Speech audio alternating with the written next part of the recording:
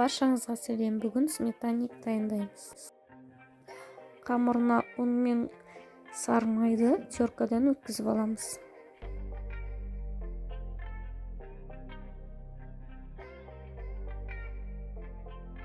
Үстіне қопсытқыш,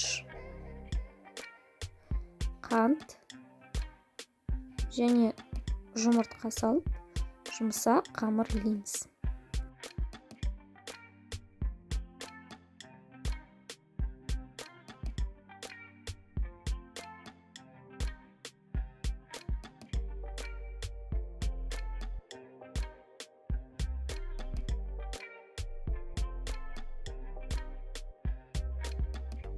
Қамырымызды пергамент қағазы төселген формаға салып, сол форманың пішінін береміз.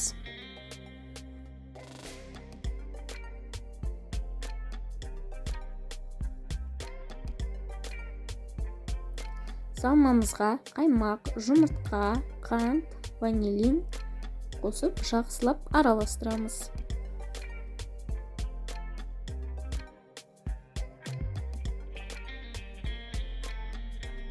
Салмамызды қамырдың үстіне құйып, қызып тұрған 180 градустық тесікке 30-35 минут пісіріп аламыз.